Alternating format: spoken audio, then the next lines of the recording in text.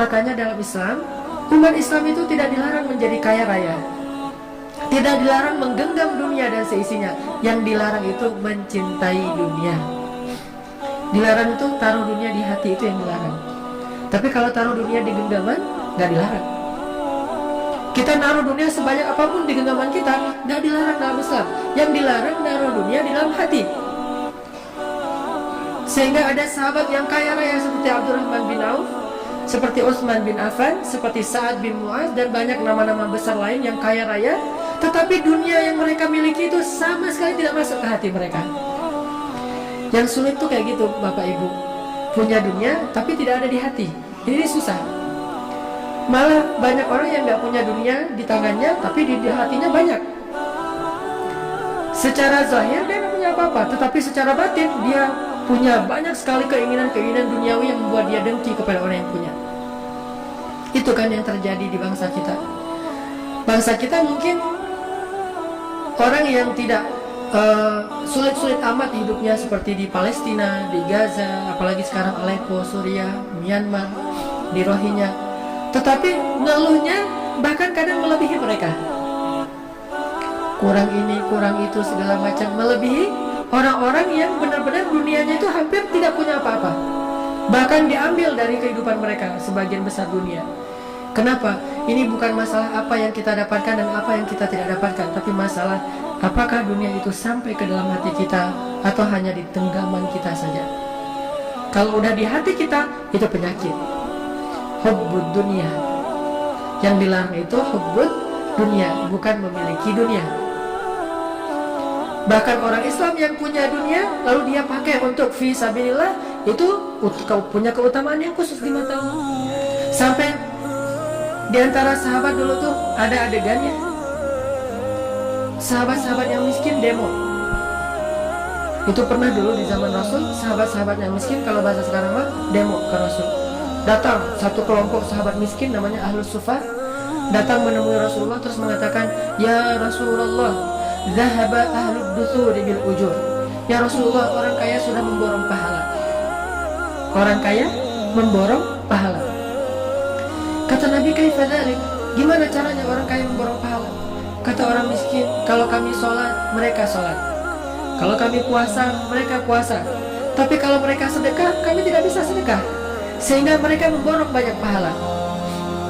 Jadi dulu kecemburuan orang miskin pada orang kaya bukan kekayaannya, tetapi amal soleh dengan kekayaan itu. Kan la hasada illa fitnatain. Gak boleh kita cemburu kecuali terhadap dua orang.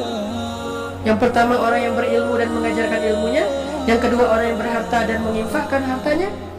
Sehingga orang miskin demo karena cemburu pada orang kaya yang bisa beramal dengan harta mereka. Zahaba al-dusuri bil ujur. Ya Rasulullah, orang kaya sudah memborong pahala. Kami sholat, mereka sholat, kami puasa, mereka puasa, mereka sedekah, kami tidak bisa sedekah. Kemudian Nabi mengatakan, setiap senyum itu sedekah, setiap ucapan yang baik itu sedekah. Kemudian setiap tasbih itu sedekah, setiap tahmid itu sedekah, setiap takbir dan tahlil itu sedekah. Oh, bisa sedekah dengan kata-kata yang baik, bisa tersenyum, bisa sedekah, memindahkan diri dari jalan, bisa sedekah. Oh ya. Tapi lama-lama mikir juga, kalau gitu orang kaya juga bisa ya Rasulullah. Baru Rasulullah mengatakan, janganlah kalian cemburu terhadap karunia Allah kepada sebagian kalian yang tidak diberikan kepada sebagian yang lain. Tapi tahukah kita doa Nabi? Ya Allah, hidupkan saya sebagai orang miskin, matikan saya sebagai orang miskin, dan bangkitkan saya bersama orang miskin. Berani gak sih kita doa kayak gitu? Berat ya? Kalau ngomong, oh saya gak cinta dunia, ya udah ayo kita doa sekarang bareng-bareng gitu. Ya Allah, hidupkan saya sebagai orang miskin. Kayaknya belum kuat tuh, belum berani kayaknya doa gitu ya. Mending kita doa, ya Allah gak apa-apa deh kaya tapi masuk surga gitu. Itu paling aman. Kalau Nabi sampai memilih, saking gak ada nilainya dunia bagi beliau, sampai memilih, ya Allah hidupkan saya sebagai orang miskin, dan gak pernah mengeluh dengan kemiskinan. Matikan saya sebagai orang miskin, dan tidak masalah dengan itu. Khadijah pun walaupun hidupnya sebagai orang kaya, meninggalnya dalam keadaan fakir, bahkan gak punya warisan apa-apa. Dan bangkitkan saya bersama orang miskin, karena orang miskin masuk surga 500 tahun lebih dulu daripada orang kaya. Tapi kalau orang kaya yang dermawan masuk surga, surganya jauh lebih tinggi daripada orang miskin.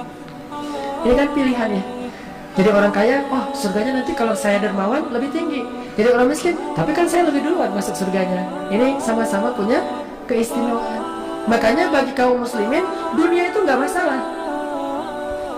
Abdurrahman bin Auf yang kaya raya, sedikit pun dunia tidak ada di hatinya.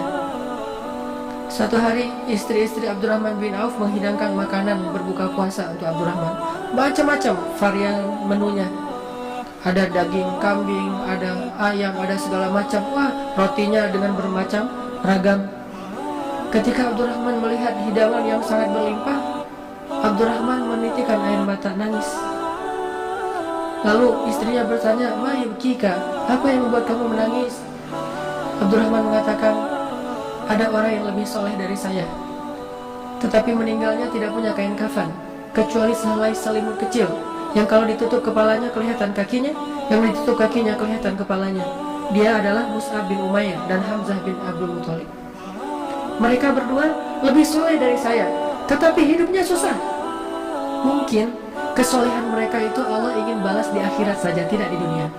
Sedangkan saya yang gak lebih soleh dari mereka, mungkin amal saya yang sedikit sudah dibalas di dunia dengan berlimpah. Terus dapat jatah apa saya nanti di akhirat? Ya Allah, ampunkanlah saya." Coba gitulah Abdurrahman bin Auf.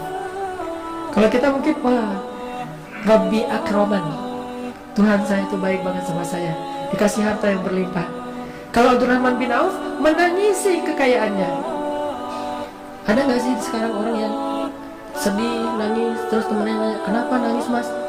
"Ya, kok saya kaya ya?" Nangis kayak teh. Ada nggak orang sekarang gara-gara kaya nangis? Yang banyak gara-gara miskin nangis, nih gara-gara kaya. Sedih aja nih orang kaya. Naiknya mobil mewah Alfa, di dalam mobil wajahnya wajah orang yang sedih terus. Ditanya sama supirnya, "Pak, kenapa sedih terus?" "Ya, saya naiknya kok Alfa ya." Gitu. Bukan naik misalnya motor biasa atau sepeda ontel. Kok naiknya Alfa? Kenapa bukan naik becak? Kayak ada orang naik onta yang onta merah, yang harganya satu ekor onta 500 juta. Naik onta sedih, kenapa? "Saya kok naiknya onta merah ya, bukan keledai." Gitu. Ini sedikit sekali orang yang bisa seperti Abdurrahman bin Auf. Hartanya berlimpah, tetapi itu hanya di genggamannya, tidak ada sedikit pun di dalam hatinya. Untuk bisa seperti itu kita butuh latihan. Cara latihannya, kita belajar betapa akhirat itu lebih baik daripada dunia.